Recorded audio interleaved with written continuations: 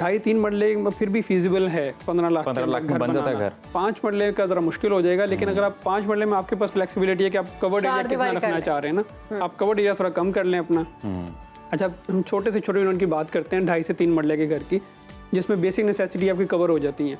Basic necessity क्या है? एक आपका लिविंग एरिया होगा, लाउंज होगा, सिटिंग एरिया होगा, एक आपका किचन होगा, एक आपका बेड होगा, एक उसके साथ अटैच बाथ होगा। ये आपका छोटा सा एक घर होगा, सिंगल स्टोरी घर। हम डबल स्टोरी की बात नहीं कर रहे। 15 लाख में बन सकता है। 3 मरले का 2.5 मरले का घर सिंगल स्टोरी के साथ। खिड़कियाँ आप एल्यूमिनियम की नहीं लगाएंगे, आप विंडो आयरन की, लोहे की जो होती थी पहले जो चलती थी, वो सेफ्टी ग्रिल भी वही होगी और विंडो के तौर पे वही एक्ट करेगी। दरवाजे आपको बिल्कुल सस्ते जो होंगे, प्लाईवुड के दरवाजे, हल्के दरवाजे, उस पर जाना पड़ेगा। टाइल जो है ना वो एक लग्जरी है।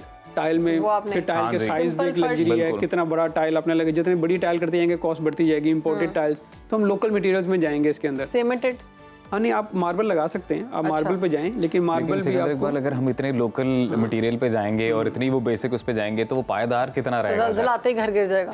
नहीं, आप पायदारी आपने इंश्योर करनी है। हमारे साथ हमारे गेस्ट मौजूद हैं, आर्किटेक्ट और सिविल इंजीनियर हैं जी सिकंदर इकबाल साहब। सिकंदर साहब बहुत शुक्रिया आपके वक्त का। कैसे हैं आप? मैं ठीक हूँ, थैंक यू। सिकंदर इकबाल साहब, आजकल की जो महंगाई का दौर है, पहले तो इस हवाले से भी जानेंगे कि क्या 15 लाख में घर बन सकता था। नहीं, इससे पहले ये बताइएगा कि इस स्कीम की कितनी अहमियत है और कितना मुस्बत इकदाम है ये? नहीं, मुस्बत इकदाम तो है और स्कीम की अहमियत ज़रूर है, क्योंकि हमारे यहाँ घरों की कमी तो है, इसमें तो कोई शक नहीं है कि हमारी जो आबादी जिस तरह बढ़ रही है उस तरीके से घर कम है, तो घरों की तादाद बढ़ाने की ज़रूरत तो है हमें।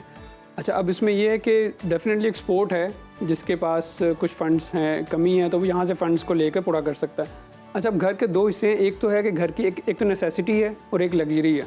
तो इसमें लग्जरी तो नहीं है, लग्जरी नेसेसिटी को हम डिस्कस करते हैं अभी कि नेसेसिटी कितना हो सकती है, लेकिन गवर्नमेंट जो पैसे दे रही है वो आपकी नेसेसिटी पूरी करने के लिए दे रही है, लग्जरी के लिए नहीं दे रही है। अगर आपको लग्जरी ऐड करनी है तो फिर आपको अपने फंड्स के उसको ऐड करना पड़ेगा।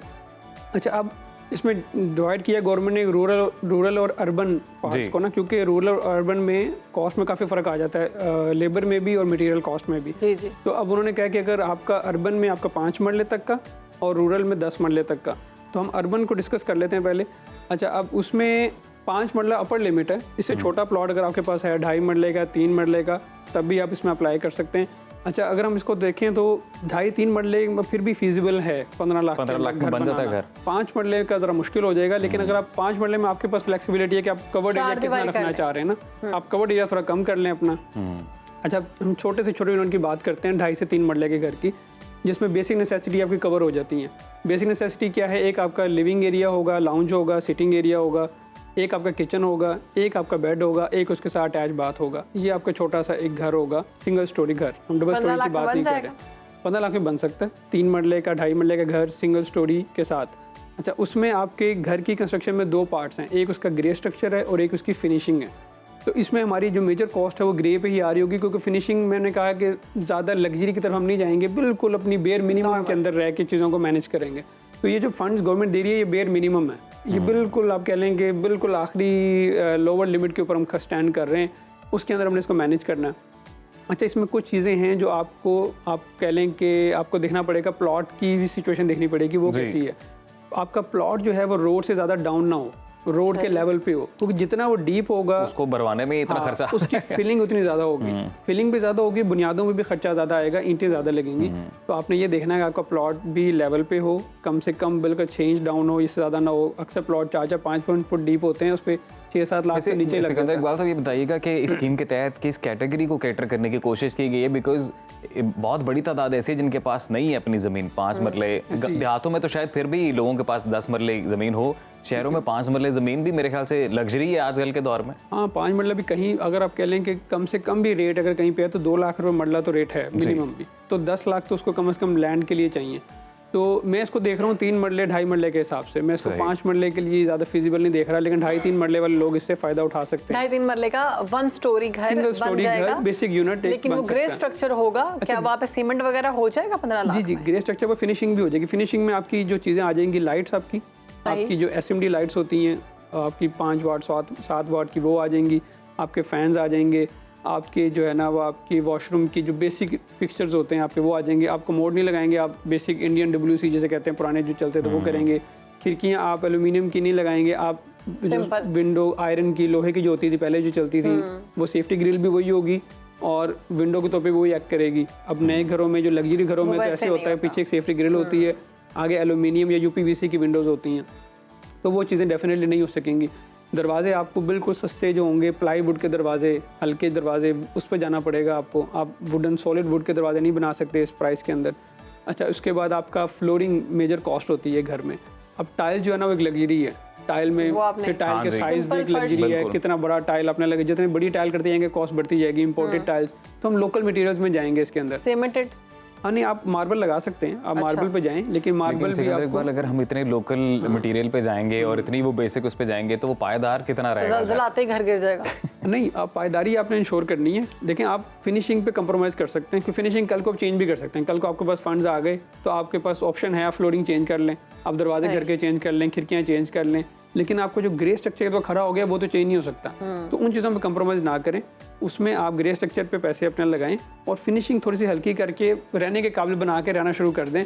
और बाद में आपकी जब इकोनॉमिक सिचुएशन थोड़ी सी बेहतर हो, आपके पास थोड़े से फंड्स आएँ, तो फिर आप घर की चीज़ें थोड़ी सी आस्ता आस्ता उसको अपग्रेड करते जाएँ अपने फिनिशिंग को। तो इस तरीके से आप उसको प्लान कर सकते हैं।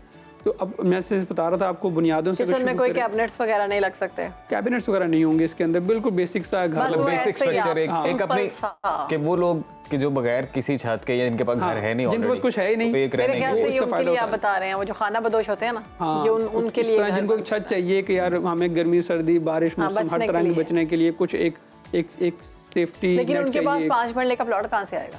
अब प्लॉट के लिए ये अब है क्या गवर्नमेंट एक और स्कीम लॉन्च करे कि पहले प्लॉट ले सकें वो, उसके बाद जो है ना वो सवाल ये है ना, देखिए वो अब मेरे पास प्लॉट नहीं है फॉर एग्जांपल, और मुझे घर बनाना है, तो मैं तो इसके लिए वो ही नहीं हूँ, मतलब मेरा तो नाम ही नहीं निकलेगा, मुझे प्लॉट भी शो करना पड़ेगा अपना। बिल्कुल ऐसी इसमें यही है कि फिर कुछ लोग इसको अपने घर जहाँ पे रह भी रहे हैं, कुछ इसको रेनोवेशन एक्सटेंशन के लिए यूज कर सकते हैं, थोड़ा सा पार्ट बनाया हुआ है, अच्छा, उसको दिखा सकते हैं, तो उनके लिए भी है कि वो भी इसको मिडिल क्लास जो हैं, जो अगर उनके पास 5 मरले का प्लॉट है, उन्होंने अभी एक कमरा डाला था, एक कमरा वो कहते हैं बाद में डाल लेंगे। अच्छा, अगर 1 स्टोरी घर बनाना हो, थोड़ा सा बहुत लग्जरी नहीं, लेकिन मिडिल क्लास घर जो होता है कि रिप्रेजेंटेबल, उसके लिए कितने पैसे लगते हैं? 5 मरले की बात, 5 मरला, 5 मरले का घर इस वक्त जो अच्छा घर है, मैं वहाँ से चलना शुरू करता हूँ, जो लग्जरी घर जिसे हम कहते हैं, डिजाइनर हाउस जिसे कहते हैं, वो कोई करोड़ 1.25 करोड़ में बनता है, लग्जरी घर, डबल स्टोरी। अच्छा, उसको हम थोड़ा सा सिंपल कर लें। सिकंदर इकबाल, आप किसी बैकवर्ड एरिया की बात कर रहे हैं, मेरे ख्याल से वहाँ पे लग्जरी घर को करोड़ जमीन छोड़कर किसी अच्छे इलाके की अगर आप बात कर लें तो कंस्ट्रक्शन कॉस्ट की, अच्छा ठीक है, सिर्फ जमीन डालेंगे तो फिर तो ये चले जाएगा 2.5 करोड़ तक। जी बिल्कुल, करोड़ 1.25 करोड़ का तो प्लॉट आएगा अच्छे पोश एरिया में। सिर्फ कंस्ट्रक्शन कॉस्ट की बात करूँ,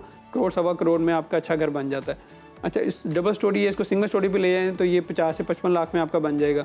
अच्छा, उसको थोड़ा सा मीडियम किस्म की फिनिशिंग पे लेकर आए तो 70 से 80 लाख में आप डबल स्टोरी कर सकते हैं उसको। तो वो आप जैसे जैसे अपनी फिनिशिंग को करते जाएंगे कम, तो आप उसको अपने बजट में लेकर आ सकते हैं। तो अगर हमने सही लग्जूरियस बनाना हो तो आपने कहा है कि 1.25 करोड़ तक, करोड़ से 1.25 करोड़ के दरमियान आप 5 मरले के घर इस वक्त कंस्ट्रक्शन कॉस्ट जा चुकी है।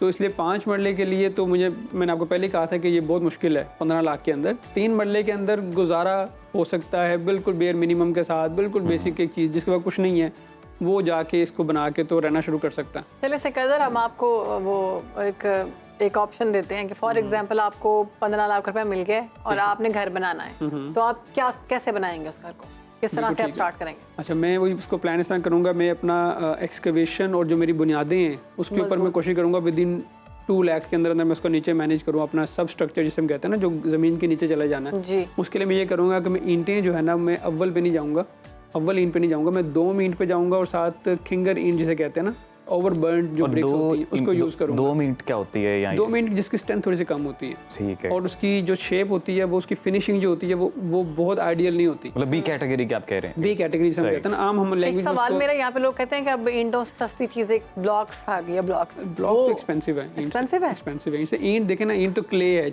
मिट्टी से बन रही है, लोकल मटेरियल है। वो सीमेंट है, वो सीमेंट है, उसमें आपका सीमेंट भी है, बजरी है, आपकी सैंड है उसके अंदर, लेकिन उसका साइज भी तो बड़ा होता है। साइज बड़ा है, लेकिन उसको जब ओवरऑल हम एरिया के हिसाब से जब डिवाइड करेंगे तो मैं पर यूनिट स्क्वायर फुट की बात कर रहा हूँ, वो महंगा ही पड़ेगा आपको ब्रिक से। हमारे एरिया में ब्रिक सस्ती पड़ती है। आपने 2 लाख की बुनियादें बना ली। हाँ, 2 लाख तक आपने बुनियाद बनानी है उसकी।